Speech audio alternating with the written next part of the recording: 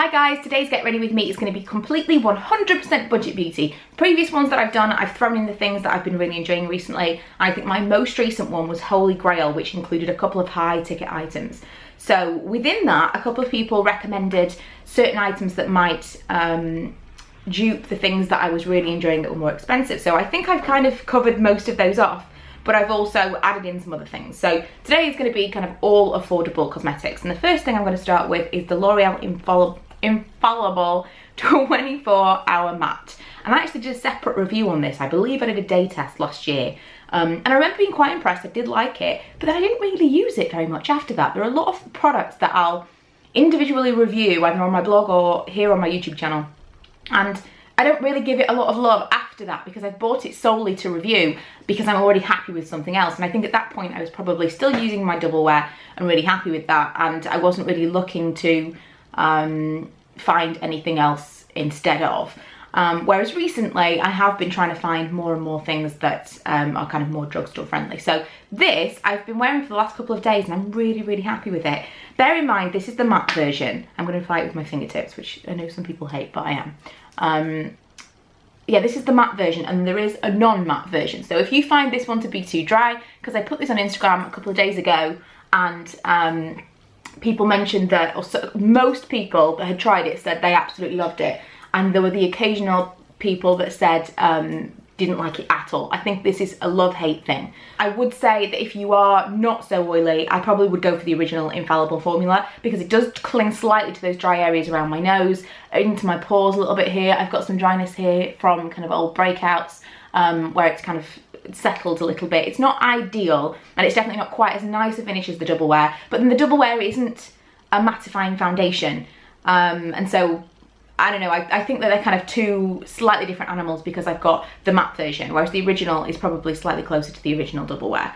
But we'll see. I am going to actually do the day test of this as well because last time I did a dupes or something cheaper than, some people asked to see what it looked like at the end of the day.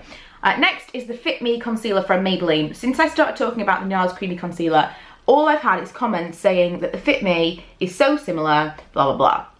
And I actually happen to have the Fit Me Concealer and I used to really like this and I can't remember why I stopped using it. Probably as with everything else, I moved on to something else to review.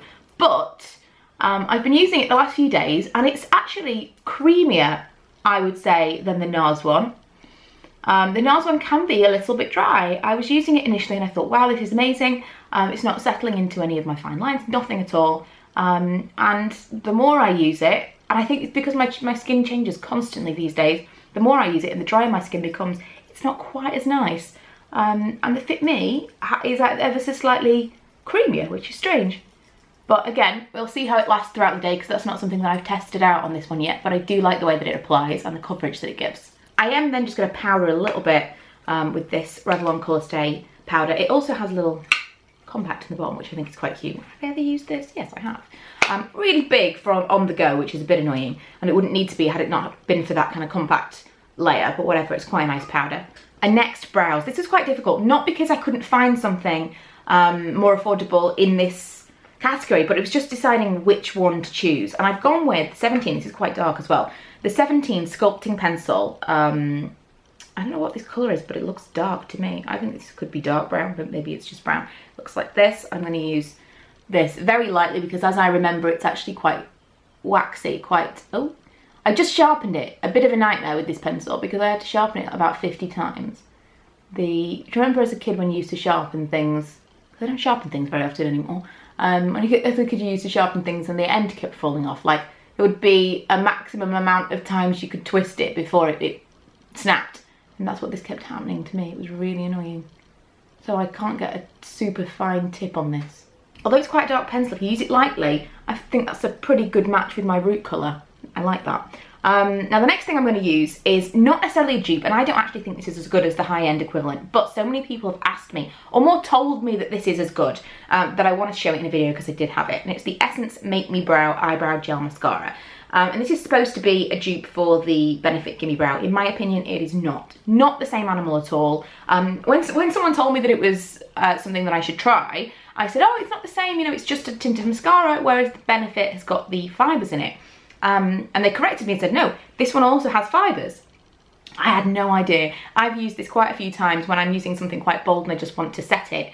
And I have no idea there were fibres in this. There's no way I could build up my entire brow with this with nothing underneath it. Whereas with the Benefit, given enough time and, you know, wanting to make that effort, I definitely can. It's not the most defined brow in the world when you haven't got any definition to begin with, but I can build up a lot of colour and coverage on my eyebrow with Benefit Gimme Brow, and I definitely couldn't do that with this. This is much more sheer, and it's not as thick, it hasn't got as much kind of grab to it. So I'm going to use this as my tinted brow mascara.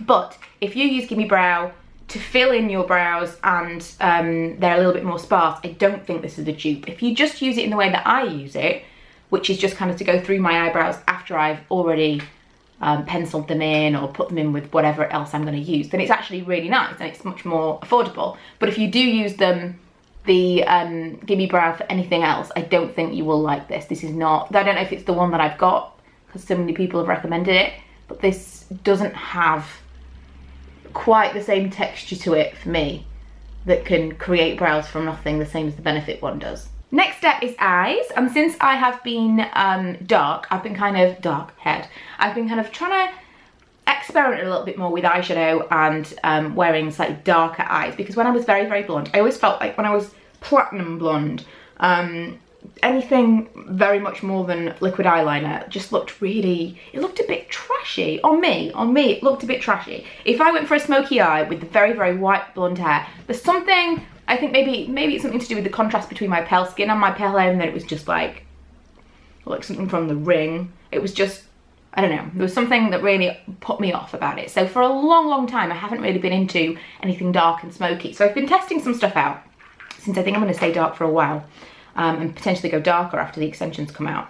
And I've been using this, which is the, what is it called?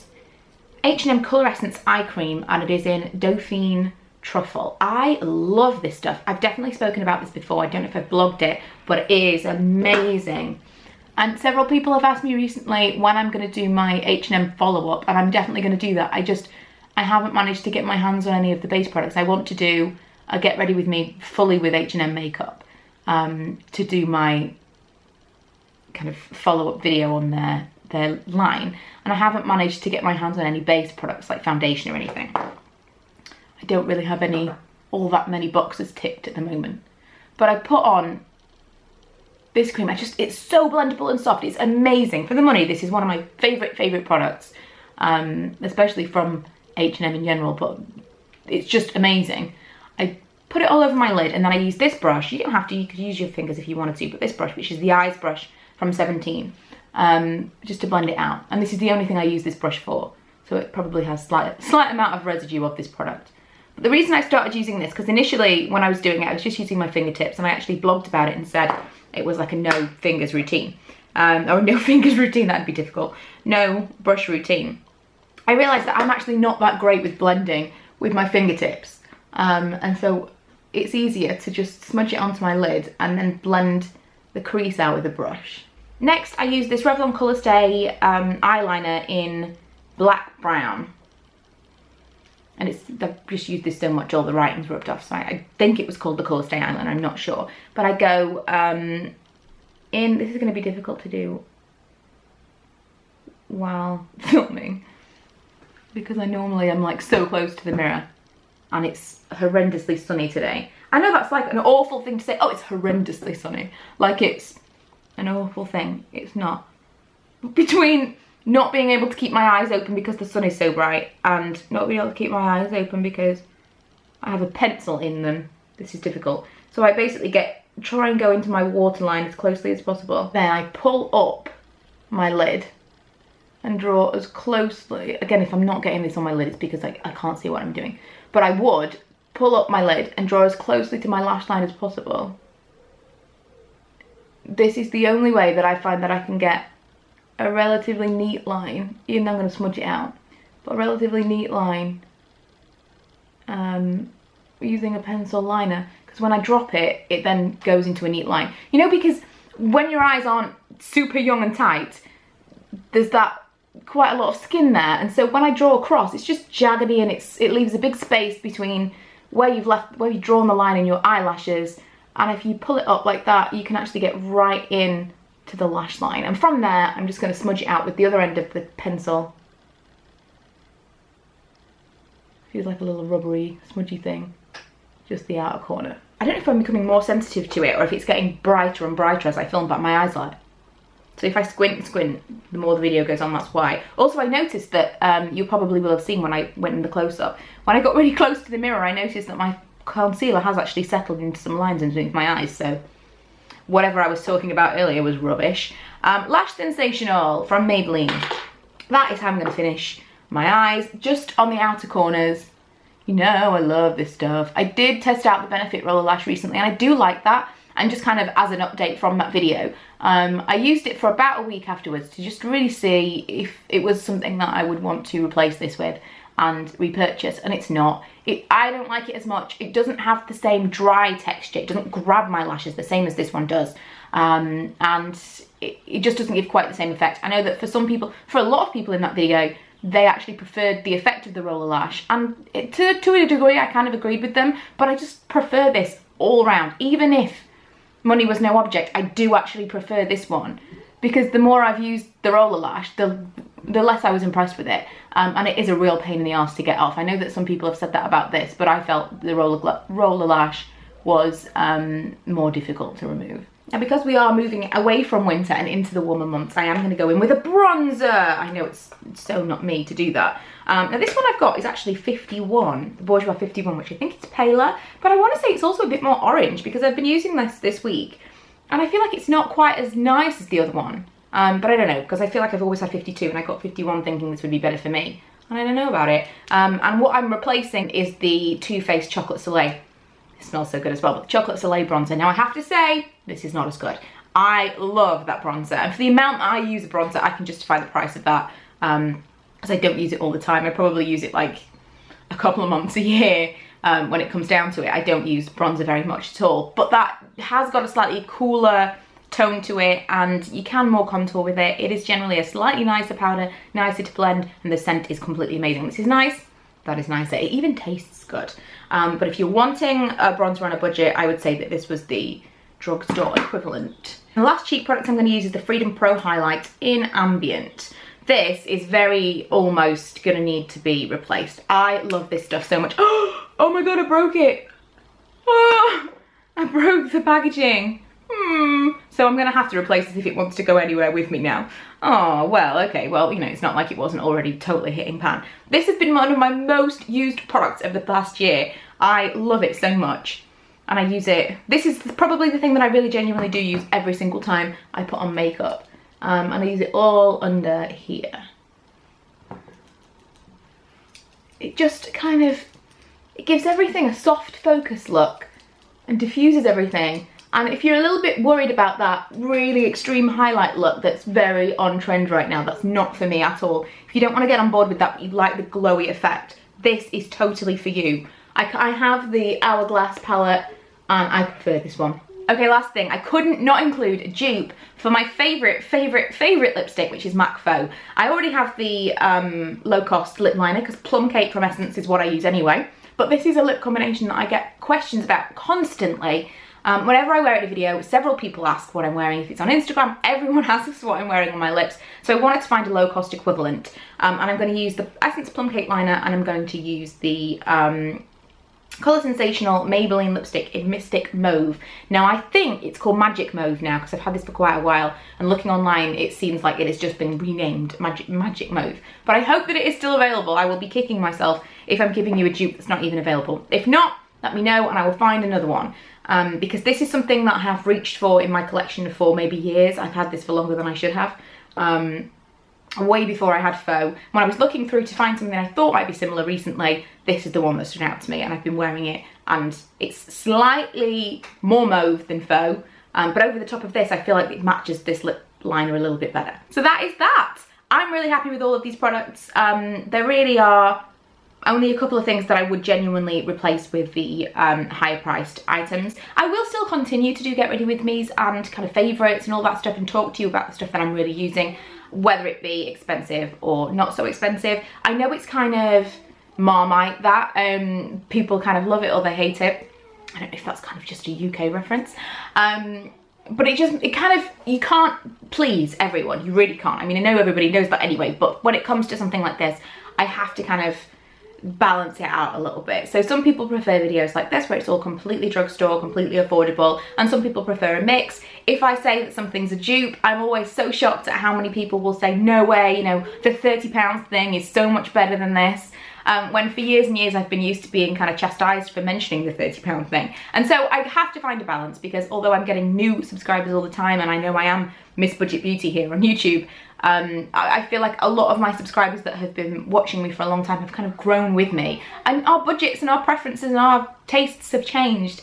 And as you get a little bit older, you kind of want to spend different money on different things. And although at heart, I still don't want to spend more money than I need to on beauty products. And as it goes, I tend to only spend on kind of like lipsticks and blushes and pretty things that I like to keep for a long time. I'd rather not spend a lot of money on mascara, foundation, things I have to use on a daily basis. I'm happy to if it's genuinely head and shoulders better than the cheaper equivalent. So I am still going to give you the mix in future. I just wanted to give you an entirely drugstore routine.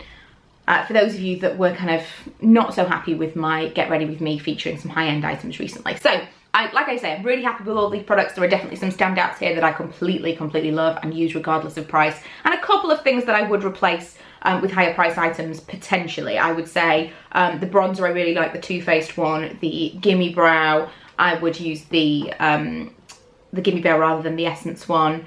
And what was the other product? I feel like there was another... I probably would replace this with my Double Wear, because it's nice, but it's not quite as nice. The finish and the way that it looks at the end of the day is not quite as nice as Double Wear. But it's, you know, for the money, it's very similar. If I didn't want to pay the Double Wear price, I would buy this one. I think that's probably it, to be honest. Even the lipstick, I really like this one, and if my MAC Faux went away tomorrow, I wouldn't run out and buy it necessarily straight away, because I really like this one. In fact, I have that on my shelf right now, and I can swatch it for you to show you how similar they are. I haven't done this, so let's see me be completely wrong. But I think they are quite similar. There we go. So that, hang on. That one is Faux, and that one is the Mauve from Maybelline. As I say, this one is a little bit more pinky, a little bit more mauve. This one's a little bit more brown. But because I wear it over the Plum Cake liner anyway, I feel like, let's just, come on, focus on this one. I feel like we get a bit more of the mauvey colour anyway from Faux when I wear it. So very similar for me. And the texture is great. And again, texture is really quite close to. So I'm going to come back to you in a few hours and show you how everything is wearing. I'm probably going to do about 5 hours today, knowing what we're going to do and making sure that I'm not going to leave it till like 9 o'clock at night and completely forget and lose the light. I'll leave it about 5 hours and we'll see how everything's wearing, and then you can kind of compare with my previous videos how you feel like everything wears against the higher priced items. Okay, so it's actually been more like 7 or 8 hours. I think probably let's lean on 7.5 because I didn't manage to film the update before we went out earlier on. So it's been a good day test, and this is what I'm left with. I definitely see areas around here and on my chin where it's broken down, and on the whole the finish is not quite as nice as the Double Wear would leave me with. However, I do feel like I'm slightly more matte than I would be with this matte version. I don't know about the original, than I am with the Double Wear. And for the difference in price, if you are looking to pinch some pennies, I think this foundation is really nice. I do think that if you are struggling with finish and you are looking for something that's going to look just that little bit nicer, it's worth spending the money. But if you want to spend a little bit less, this is really nice. The actual highlight, I think, is still got a little bit of glow there, but as you can see, I feel like the bronzer has gone a little bit patchy. I don't know if it's going to pick up on the camera. I can see it in the viewfinder, but whether it'll look like that in editing, I don't know. But here, I definitely feel like it's not lasted quite as well. But the highlight I'm always impressed with. It's not gone bitty or kind of glittery at all. It still looks like a sheen down my cheekbone there as I'm looking at it in the mirror. Nothing really else other than that. I mean, I suppose the concealer I've been quite impressed with. I don't find now that it's actually settled into anything extra here. I'm actually just noticing I've got a little bit of a breakout up here, which is a bit strange, that I don't normally get. I can only attribute to the bronzer since I use the highlight constantly. I haven't found the concealer has settled at all, any more than it already had done, which I blended away, which is why I've kind of thought that that was such a great concealer from using it over the past week, and it hadn't settled, because at the end of the day I don't find that it's anything to write home about. when it falls into any of the dry areas or creases. However, I do maybe need to think about applying a little bit less because maybe it's a little bit thicker. So I'm really happy with the concealer and generally the base. Brows, fine. I'm also really impressed with the eye products that I used. I have a slight amount of creasing on my between my lid and my brow bone there, but I haven't used any kind of primer or anything, and it's nothing that would put me off using it again. Otherwise the colour and everything's lasted pretty well. And the lip product, I haven't even considered the lip product. I've been out all day and I didn't really think much about it. I was going to reapply it before filming this last segment for the video anyway, but I thought I would just leave it as is and you can actually see how long it lasted. And I think it's pretty good. I'm really impressed with Essence lip liners. Love them so much, and I have several different colours, but Plum Cake is one I use a lot. And what you put on top of it is not really the thing that's lasting a long time anyway, so this is probably only last as long as my MAC Faux anyway. So that is everything, I'm pretty sure, and no flaking or anything on the mascara. So that's it. I hope you've enjoyed this video. I hope that the coming back to you at the end of the day for wear time was useful for those of you that always ask for it. And otherwise, I will see you guys in my next one. Bye!